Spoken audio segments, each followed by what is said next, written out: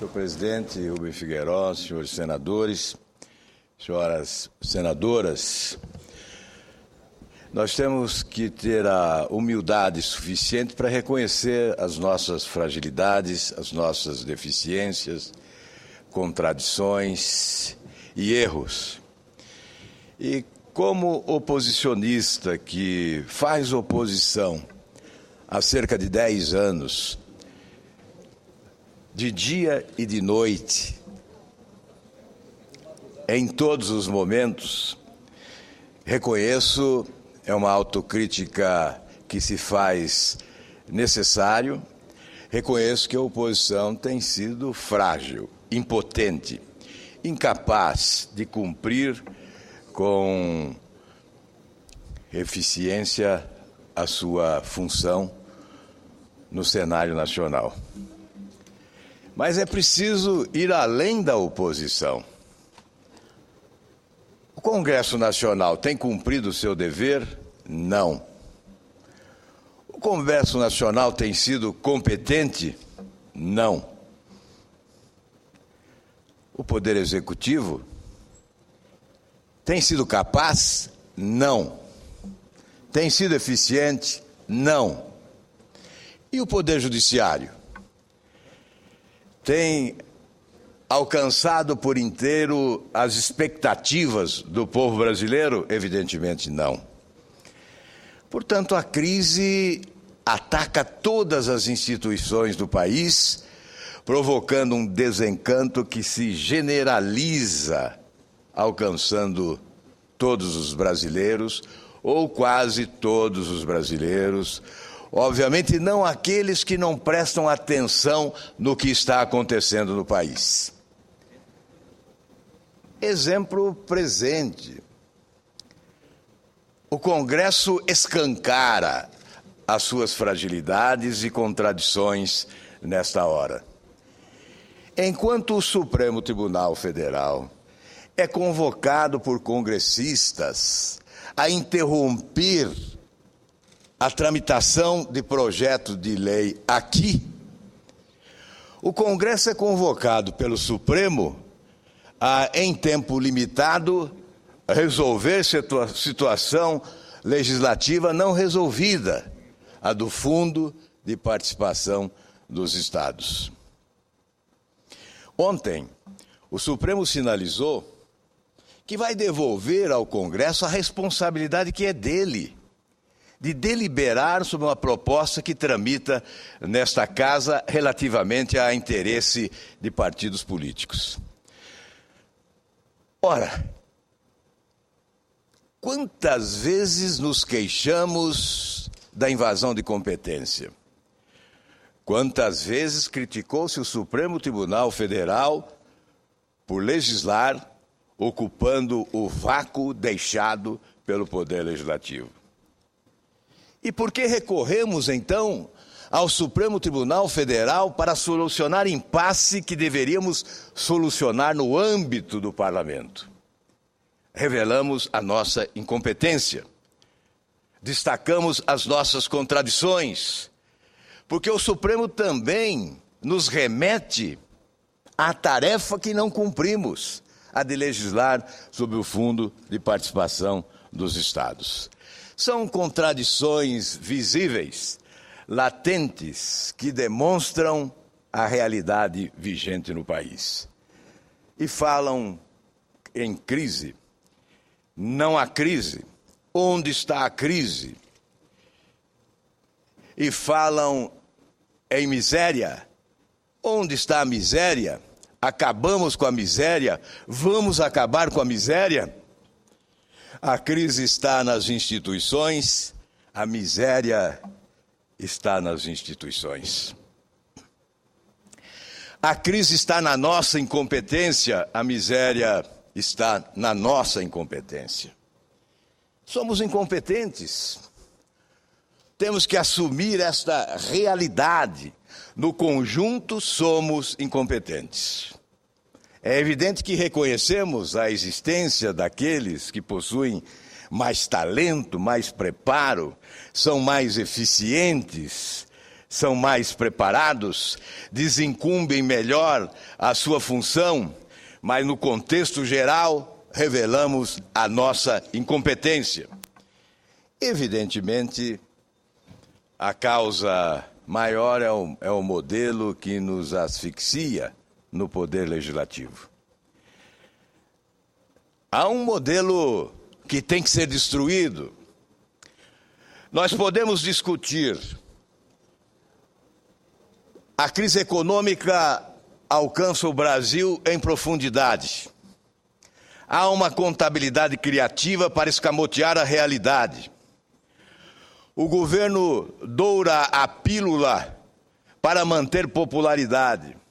Lança mão de programas eleitoreiros para não sucumbir no processo eleitoral.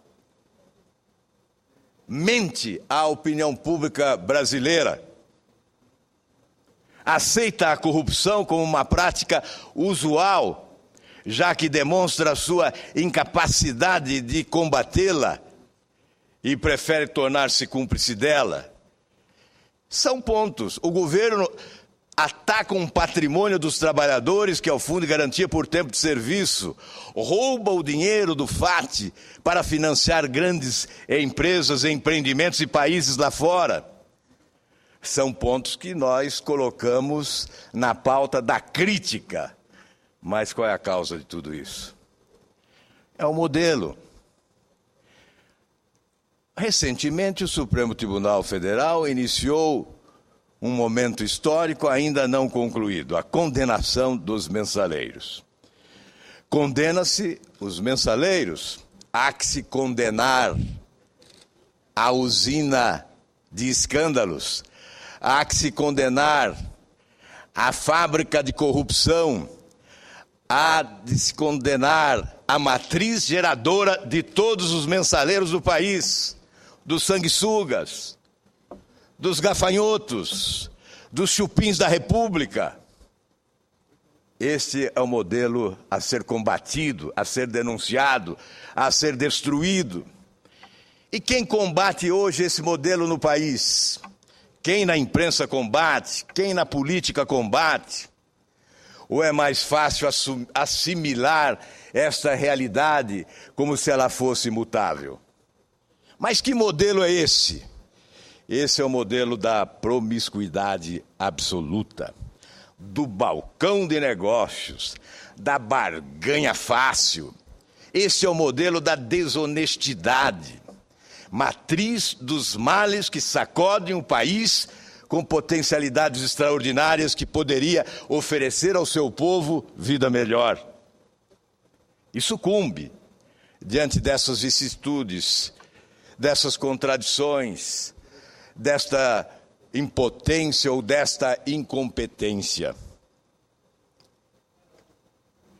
Vamos assumir com humildade a nossa postura de incapacidade diante deste monstro que é o modelo idealizado para a cooptação de partidos políticos, de forma geral, limitando a oposição numericamente à insignificância. Nós temos que fazer esse diagnóstico e nos colocarmos diante do povo brasileiro como aqueles que queremos destruir esse monstro que é este modelo, ou como aqueles que estamos dispostos a aceitá-lo passivamente, preservá-lo e sustentá-lo no futuro também. Quero que o candidato a presidente da República da oposição assuma o compromisso de destruir esse modelo.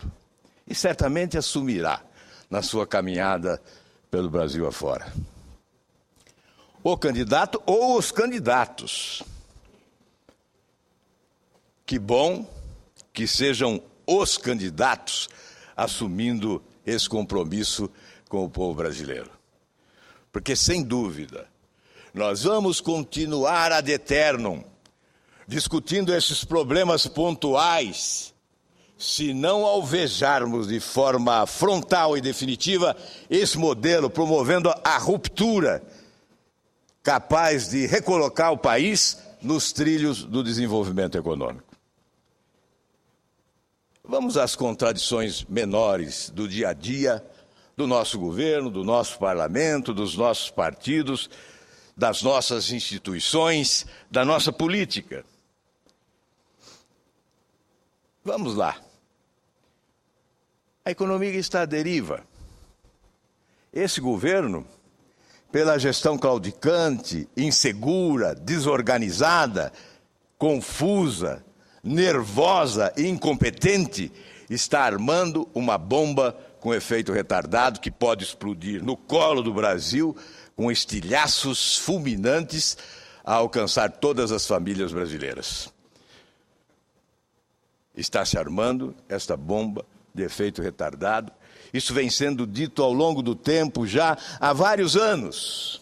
Por quê?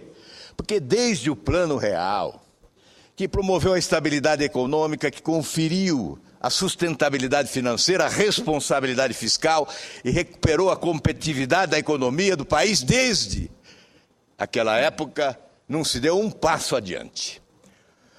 Conformou-se com a conquista, com o patrimônio adquirido e acumulado, e passou-se a consumir os frutos desse patrimônio nos últimos 10 anos, dilapidando, como se dilapida hoje, o patrimônio dos trabalhadores, que é o Fundo de Garantia por Tempo de Serviço e o FAT.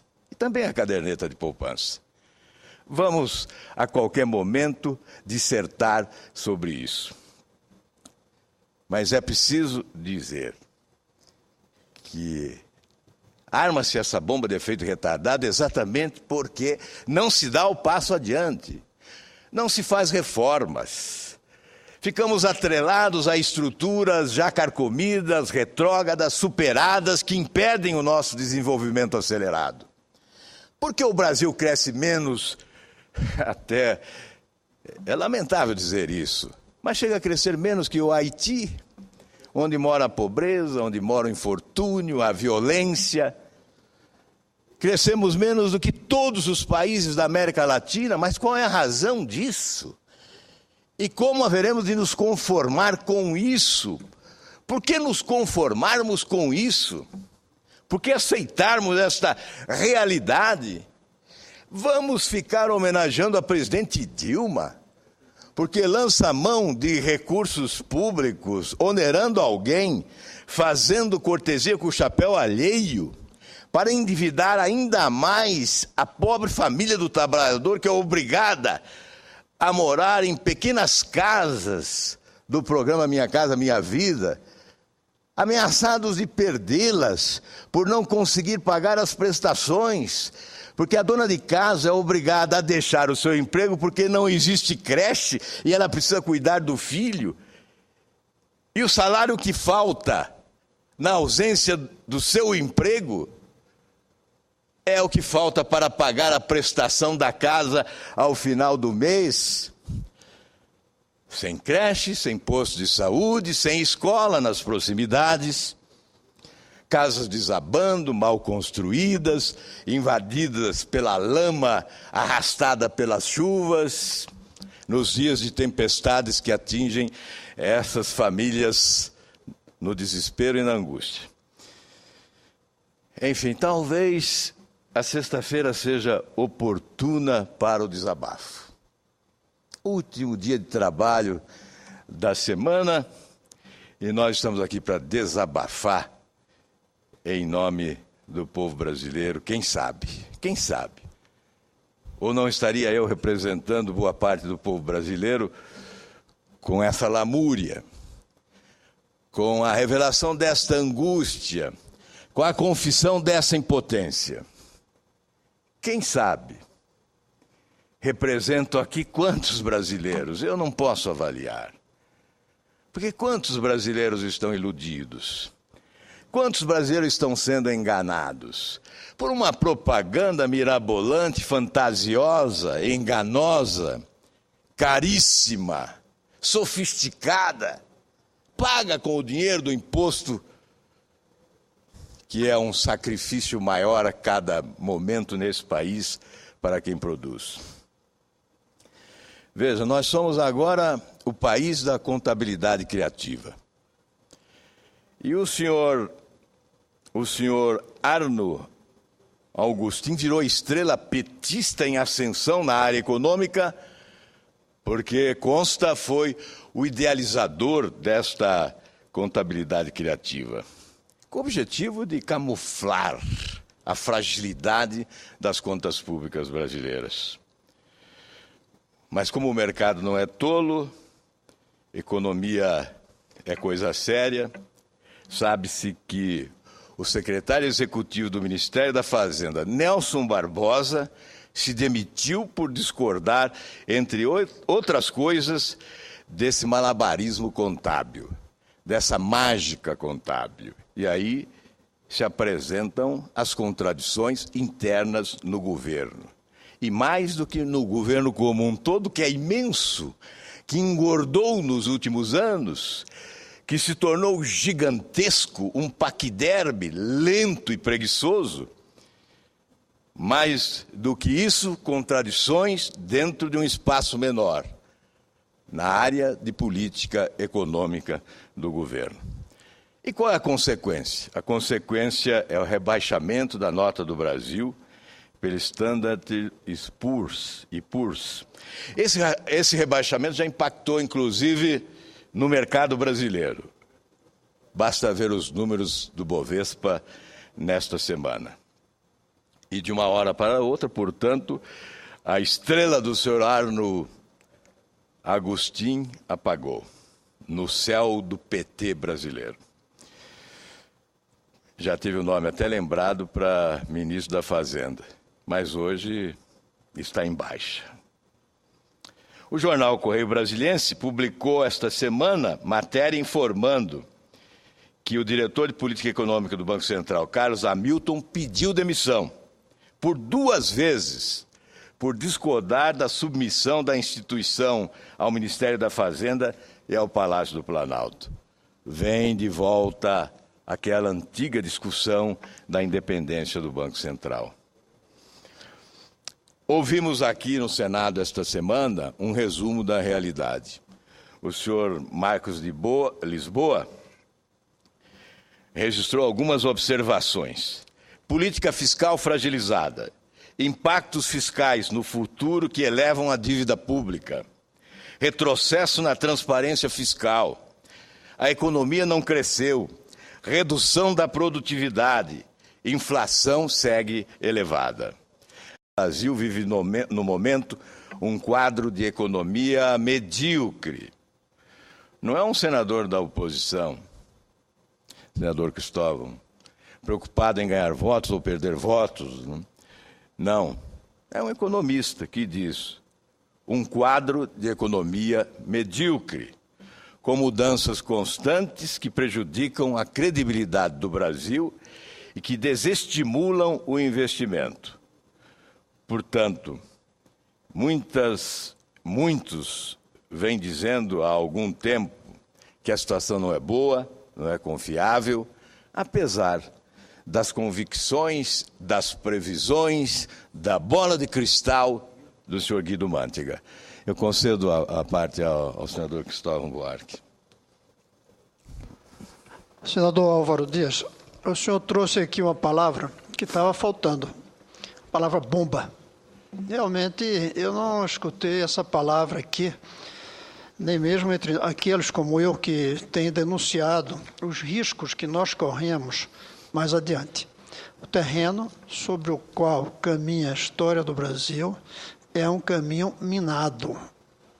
E há pessoas que não percebem as minas, porque lá na frente tem um desenho bonito de um paraíso, do crescimento econômico.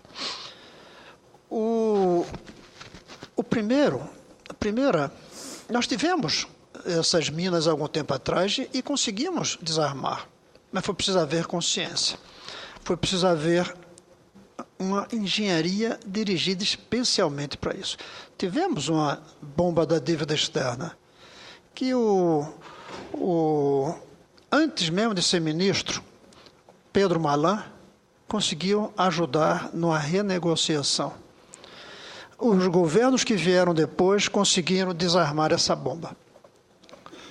Nós temos capacidade para desarmar, mas desde que estejamos conscientes. Toda bomba, toda mina no terreno pode ser desarmada ou explodida antes da tropa passar. Só não pode desarmar a bomba que a gente não vê. E talvez esse seja o maior problema do governo atual, e talvez não só do governo, mas no Brasil inteiro, de nós todos. É não queremos ver as bombas, as minas que estão enterradas. Eu achei muito boa essa sua metáfora da bomba, e queria lembrar algumas dessas bombas, além da que o senhor falou, que no fundo é uma bomba financeira que vai estourar, que é a bomba do endividamento. Ainda que essa, no caso das famílias, da Minha Casa Minha Vida, possamos ter uma pequena divergência, porque eu prefiro família se endividando para comprar uma geladeira, um computador, do que um carro. Mas isso é outra discordância. Nós temos uma bomba séria, institucional, que o senhor tocou aí. Há uma série de indicações de fragilidade tão profunda nas instituições democráticas que podemos um dia acordar e dizer para onde foi a democracia. O Congresso, como o senhor mesmo diz, não legisla. O Judiciário intervém no Congresso. O Executivo, com a arrogância imensa de suas medidas provisórias, seu desprezo a todos que não bajulam ao governo. Nós temos uma crise institucional que se manifesta, por exemplo, nessa votação, como o senhor falou, se o Congresso tem ou não tem direito de votar, de debater uma lei. Antes disso, a fragilidade de um Congresso que tenta impedir que os novos partidos tenham o mesmo direito dos anteriores. Nós temos a fragilidade clara da intervenção do governo federal avassaladoramente dominando todo o sistema político, ao ponto de que os governadores do PSB se manifestam contra a candidatura do presidente do PSB à presidência da República, que depende do governo federal. Nós temos essa coisa de cooptar todos os partidos, todo mundo criando novos e novos e novos ministérios. Já são 40 ministérios, se aos 39 a gente acrescenta o encarregado do marketing do governo, que, segundo eu li um desses dias, senta com os ministros. São 40, então. Nós temos uma fragilidade muito grande, institucionalmente, das instituições democráticas. Agora, junte-se a isso a crise financeira. A crise de crescimento que virá. Amanhã o crescimento pode crescer um pouco mais, pode chegar a 3%, 4%, até 5%, mas mais adiante nós não temos substância, pilar, base, fundamento para ter uma economia dinâmica por muitos anos na disputa pelo mercado internacional, inclusive pela nossa incompetência de inovar. Há uma bomba de crescimento lá adiante. Há uma bomba até ecológica também adiante. Há uma bomba institucional. E a bomba social, que a gente imaginava ter sido desarmada com os programas tipo Bolsa Família, que pelo menos dão comida, ela está armada sim. A prova são essas manifestações em Rio e São Paulo. Diga-se o que disser, mas esses pequenos grupos partidários não conseguiriam fazer essas manifestações badernosas. Não conseguiriam sozinhos. Ali tem mais gente do que filiados desses partidos. Agora mesmo, fui informado, está havendo uma manifestação muito forte em frente ao Estádio Nacional de Brasília, onde amanhã haverá o jogo do Brasil com o Japão. Está havendo uma manifestação ali feita pelos sem-teto, feita por pessoas que estão dizendo por que gastar tanto dinheiro com o estádio em vez de dar aquilo que a população quer. Há uma bomba social, apesar de todas as bolsas que a gente está distribuindo. E essas bombas, essas minas, no caminho da história futura do Brasil, só será desarmada por todos nós juntos. E nós estamos muito omissos. Esse Congresso está omisso. O governo federal está omisso por excesso de ativismo em cima das demais forças da instituição. O Supremo, com toda a boa vontade de corrigir os defeitos do Congresso, ele está também agindo como uma bomba.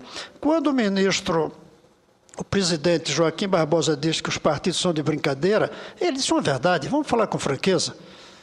Mas ele não podia ter dito aquilo, e ao dizer, é também uma pequena mina que mostra, olha, gente, tem um problema adiante. E, finalmente, uma última bomba que eu confesso que demorei a despertar. É a bomba da incapacidade de gestão do atual governo sobre as diversas formas de se governar. E aí tem uma razão, que está também na fragilidade e na bomba institucional. A maneira como o governo teve que lotear, aliás, senador, optou por lotear a máquina do Estado como se fosse uma coisa do governo e o governo como se fosse uma coisa de um partido, ou dos partidos. Esse loteamento colocou nas diversas posições dos ministérios pessoas despreparadas e pessoas contraditórias, que estão ali uma disputando com a outra. A verdade é que hoje, na máquina do Estado brasileiro, os diversos agentes, funcionários, servidores de alto nível puxam o tapete uns dos outros. E, ao puxar o tapete, vão colocando mais minas adiante. A mina dos portos que não funcionam, porque faz 10 anos que era para ter feito certas coisas que fez agora, e fez de uma maneira incompleta.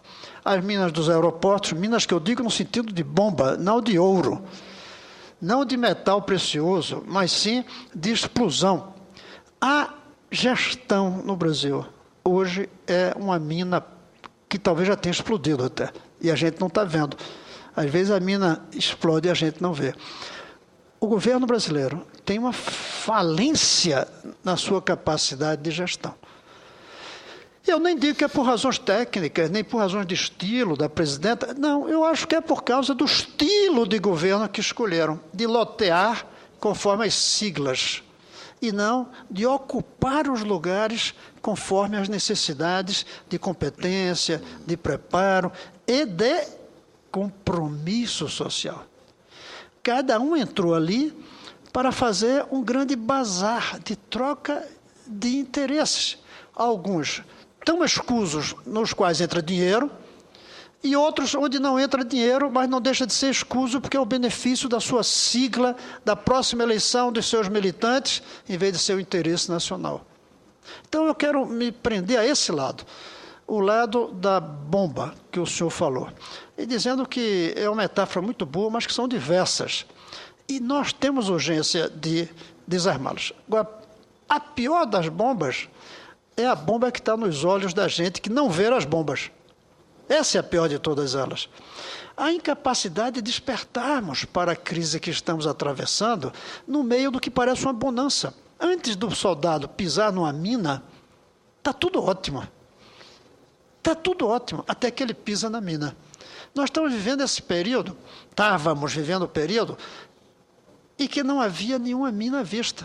Mas elas já estão se mostrando ao nosso lado, na taxa de câmbio, elas já estão se mostrando na taxa de inflação, elas estão se mostrando nas contas correntes do governo, aliás, da nação brasileira, nas suas exportações e importações, está mostrando nas contas públicas, na redução do superávit. Ela já está se mostrando, explodindo ali aos pouquinhos, e nós, quietos, sem cumprirmos nosso papel plenamente, a não ser alguns discursos aqui nas sextas-feiras para a casa vazia, e na incompetência e arrogância do governo em não entender a dimensão da crise e dizer que precisa se abrir para conversar, para ouvir, que talvez as minas existam e o governo não esteja vendo. E aí quem vai pagar o pato não é governo, não é partido, é o Brasil inteiro. Então, deveríamos fazer uma sessão aqui de desarmação de bombas. Primeiro, identificando-as, uma a uma, e depois trabalhando como verdadeiros especialistas em como desarmar cada uma delas, usando os três poderes, e fazendo com que as instituições democráticas sejam capazes de desarmar bombas, em vez de serem suicidas, caminhando em direção a elas. Muito obrigado, senador Cristóvão. Agradeço a parte de Vossa Excelência, que sempre valoriza os pronunciamentos desta tribuna de todos os nossos pares. Eu, antes de concluir esse pronunciamento, gostaria de dizer que o medo tem sido fundamental na armação desta bomba ou destas bombas com efeito retardado. O medo. O medo de falar. O medo de dar o verdadeiro nome às coisas. Eu pergunto, quantos neste país, parlamentares, líderes políticos, conseguem pronunciar a palavra corrupção? Possui uma dicção eficiente para pronunciar a palavra corrupção? Quantos colocam no seu dicionário político do dia a dia a palavra corrupção? Ou que seja os seus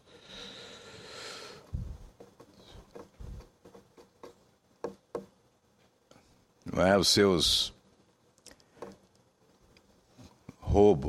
roubalheira, ladroeira, enfim, quantos líderes brasileiros pronunciam essas palavras no seu discurso para retratar a realidade vivida, para confrontar esse governo. Ou esse governo não é corrupto? Preferindo em determinado momento inventar uma faxina que nunca existiu. Então, o medo alimenta essa bomba. Não é preciso ser da oposição para dar nome às coisas. Roubo é roubo. Assalto ao dinheiro público é assalto ao dinheiro público. Por exemplo, muitos não denunciam desvios do Bolsa Família com medo de serem confundidos com aqueles que são contra o programa Bolsa Família. Ora, denunciar o roubo no programa Bolsa Família não é ser contra o programa. Denunciar o roubo no programa Minha Casa Minha Vida não é ser contra o programa. Denunciar que o governo está dilapidando o patrimônio do trabalhador, que é o Fundo de Garantia por Tempo de Serviço, para sustentar esse programa, não é ser contra esse programa. É dizer que o governo tem outros meios, outros recursos para sustentá-lo.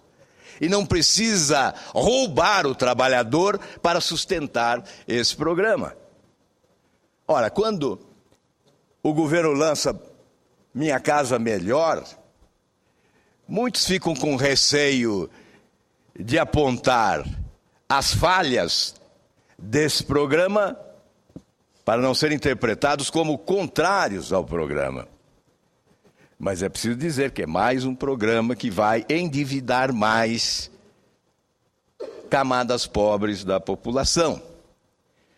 Enfim, este tema exigiria mais tempo para a sua discussão. E eu não pretendo cansá-los com um discurso longo em excesso, embora seja uma sexta-feira tranquila.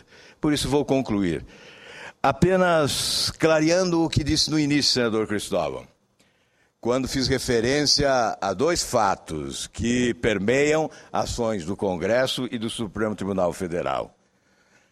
O primeiro fato, a deliberação iniciada ontem, já com 5 votos favoráveis, para que o Congresso vote o projeto em tramitação desta Casa, que diz respeito ao interesse de partidos políticos. Concordo com a decisão do Supremo. Respeitou a interdependência constitucional dos poderes. Não invadiu competência. Desde o primeiro momento, manifestei preocupação com esta iniciativa, porque entendo, devemos encontrar competência para dirimir os nossos impasses internamente. É uma questão que cabe ao Legislativo. Seria admitir subtração de prerrogativa imaginar o Supremo Tribunal Federal interrompendo o processo legislativo. Portanto, concordo com a decisão do Supremo. O outro ponto, fundo de participação dos estados. Há um prazo estabelecido para a deliberação das duas casas. A conclusão a que chego é que está faltando competência. Mas falta também, neste caso, a presença da presidência da República. Nós estamos sob a égide do presidencialismo forte. E essas questões que dizem respeito ao Pacto Federativo só podem ser consensuais, só podem nos levar a consenso se houver competente administração da parte da presidência da República. E não há. O que há é o afastamento completo, absoluto. A presidente não gosta do debate político. Ela gosta muito da clandestinidade, porque os cartões corporativos são secretos, os gastos são sigilosos, as viagens agora de gastos sigilosos, os empréstimos a Cuba, a Angola e provavelmente a outros países também com a taxa de sigilosos. Enfim, há um gosto pela clandestinidade, pela ausência de transparência, mas não há o gosto pela democracia, pela essência da democracia, que é o debate político. Então se ausenta do debate político e não encontra interlocutores competentes para promover esse debate com o Congresso Nacional. E por isso há impasses que perduram, como esse do Fundo de Participação dos Estados. Nós corremos o risco de, mais uma vez, colocar o Congresso Nacional na esteira de um novo desgaste, assistindo o Supremo Tribunal Federal legislar em nosso nome.